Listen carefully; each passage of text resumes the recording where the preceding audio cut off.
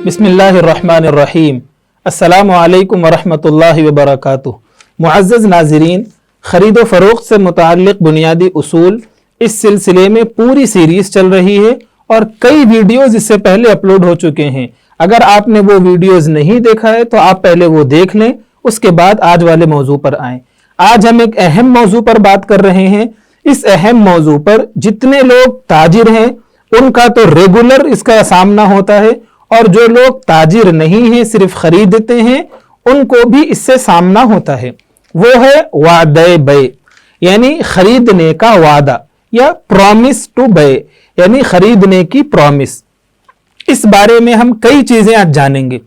तो सबसे पहले तो हमें ये जानना है कि खरीदने और बेचने में जो असल चीज है वो ये है कि ईजाब हो और कबूल हो, कॉन्ट्रैक्ट इनिशिएट हो गया।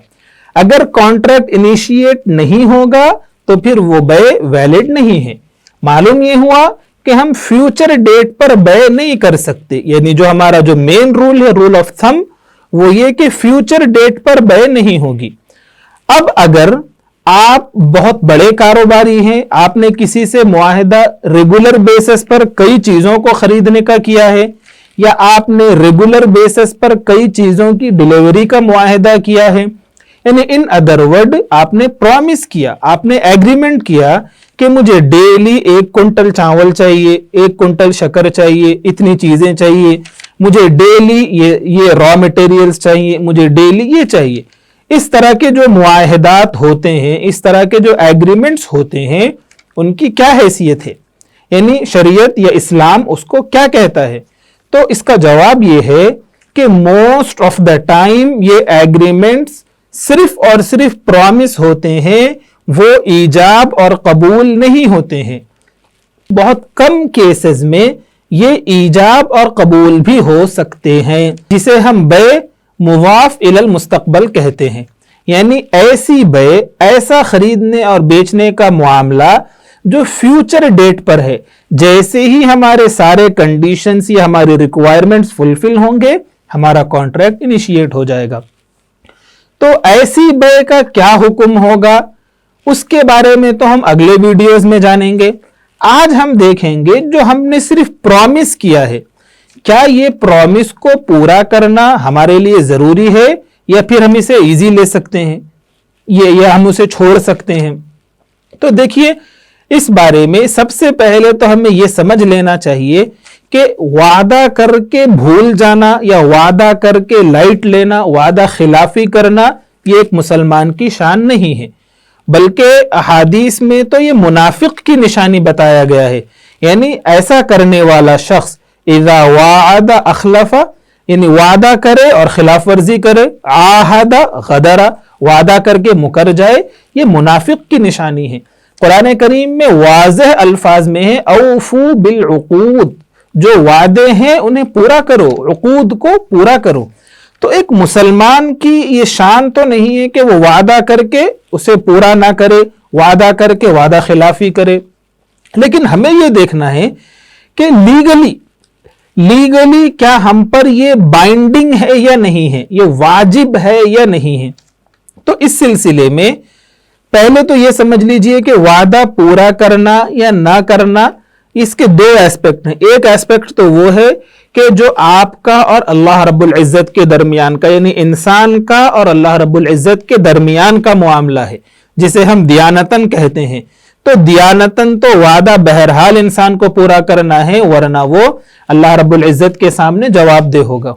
दूसरा लीगली है कि कानूनन, जो भी हम कानून है, रियासत का जो भी कानून है, उस कानून में भी वो कानून क्या फोर्स करके ये वादा पूरा करवाएगा या नहीं करवाएगा, तो ये बाइंडिंग होंगे या नहीं, इस बारे में। तो इस सिलसिले में हमारा जो इस्लाम है उसमें 3 तरह की आरा हैं। सबसे पहले तो हमारे बास फुकाहा कहते हैं कि दीनी लिहाज से भी इस तरह की प्रॉमिसेस को पूरा करना वाजिब है, बाइंडिंग है, और लीगली भी इस तरह की प्रॉमिसेस को पूरा करना वाजिब है। दूसरे फुकाहाए किराम कहते हैं, जिसमें अहनाफ भी हैं, कि दीनी लिहाज से भी ये मुस्तहब है, यानी एक अच्छा और पसंदीदा अमल है, और लीगली भी ये मुस्तहब है, अच्छा और पसंदीदा अमल है, यानी फोर्स नहीं किया जाएगा। اب اس کا مطلب کیا ہوگا میں آپ کو ایک مثال سے سمجھاتا ہوں. آپ نے کسی سے یہ وعدہ کیا کہ میں تم سے فلاں چیز خرید لوں گا، ایک گاڑی خریدنے کا وعدہ کیا، یا آپ نے کسی کو کوئی چیز بیچنے کا وعدہ کیا کہ میں 15 تاریخ کے دن تمہیں یہ کیمرہ بیچ دوں گا. تو اب کیا آپ پر یہ پورا کرنا واجب ہے یا نہیں ہے؟ آپ اس کو اس سے ریلیٹ کر لیں. یعنی ہمارے جو بعض فقہا کہتے ہیں کہ دینی لحاظ سے بھی مستحب ہے اور لیگلی بھی مستحب ہے، اور بعض فقہا کہتے ہیں کہ دینی لحاظ سے بھی واجب ہے اور لیگلی بھی واجب ہے. تو آپ کو اس کے اکارڈنگلی اس کو پورا کرنا ہے وعدے کو. اب ایک تیسری رائے جو راجح قول ہے کہ اس طرح کے جو معاہدے ہوتے ہیں یا جو وعدے کیے جاتے ہیں ان میں تھوڑی سی تفصیل ہے. اگر آپ نے وعدے میں کوئی کاز رکھا، تم ایسا کر لو میں یہ کر دوں گا، یعنی آپ نے ایک کاز مینشن کیا.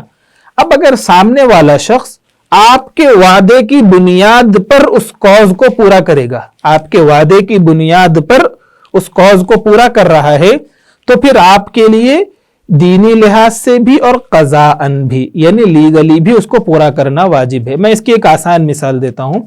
آپ کے کسی دوست نے کہا کہ بھائی میرے گھر سے چھت میں سے پانی ٹپک رہا ہے، میں کیا کروں، سمجھ میں نہیں آ رہا. تو آپ نے اس سے کہہ دیا کہ بھائی تم واٹر پروفنگ کرا لو اور میں تمہیں قرضہ دے دوں گا، پیسے لے کے واٹر پروفنگ کرا لو. اب وہ صرف آپ کی بنیاد سن کر وہ سارا جو ہے نا کام شروع کر لیا. اب آپ کہہ رہے ہیں کہ میں پیسے نہیں دوں گا، میں صرف ایسے ہی بول دیا تھا، تو یہ جائز نہیں ہے. آپ پر لیگلی بھی اسے قرضہ دینا اب ضروری ہو جائے گا. اسی طرح آپ نے کسی سے کہہ دیا کہ بھائی تم شادی کر لو میں ولیمے کی دعوت دے دوں گا، یا آپ نے کسی سے اور بھی اس طرح کے وعدے کر لیے. آپ نے کسی سے کہا کہ تم کار خرید کے ڈرائیونگ سیکھ لو، بعد میں تمہارے پاس سے خرید لوں گا، تم فائدے میں رہو گے. اس طرح آپ نے وعدہ کر لیا. وہ صرف اب آپ کی بات سن کر کار خرید لیا اور ڈرائیونگ سیکھ لیا، وہ اب بیچنا چاہ رہے تو آپ کہہ رہے ہیں کہ اب میں نہیں خریدوں گا. تو یہ یعنی جو کاز اس میں مینشن تھا اس کاز کو موعود لہو نے یعنی جس سے وعدہ کیا گیا تھا اس نے پورا کر لیا، تب پھر وعدہ کرنے والے کے لیے اپنے وعدے کو پورا کرنا، اس پر عمل کرنا ضروری ہے. تو یعنی اب میں اس کی سمری بیان کرتا ہوں کہ اگر آپ نے کوئی چیز خریدنے کا وعدہ کیا یا اگر آپ نے کوئی چیز بیچنے کا وعدہ کیا تو یہ وعدہ پورا کرنا دینی لحاظ سے ضروری ہے. میں راجح قول بتا رہا ہوں. اور قضاءً لیگلی اس میں تفصیل ہے. اگر عقود کا یعنی خریدنے اور بیچنے سے متعلق وعدہ ہے تو یہ لیگلی بھی ضروری ہے. اگر آپ اس کی خلاف ورزی کرتے ہیں تو آپ اللہ رب العزت کے یہاں جواب دہ ہوں گے اور ریاستی احکامات کی خلاف ورزی کرنے والے بھی ہوں گے. تو یہ آپ کو ذہن میں رکھنا ہے.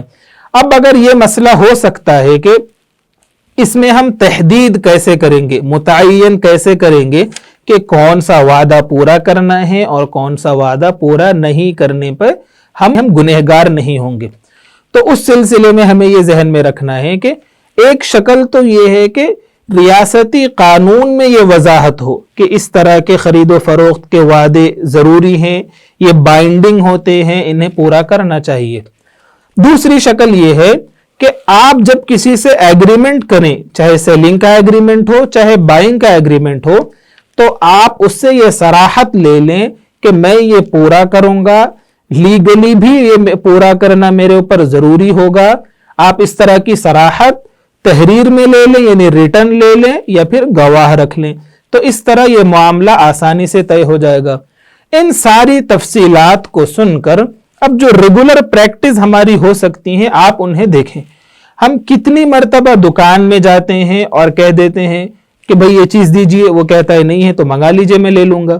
اس طرح ہم وعدہ کر دیتے ہیں اور پھر وہ وعدے کی خلاف ورزی کرتے ہیں. یا دسیوں آپ دکان میں گئے اور آپ نے دکان والے سے کوئی چیز مانگی، دکان والا کہہ رہا ہے کہ بھئی میرے پاس یہ چیز نہیں ہے، میں کل منگا کے دوں گا.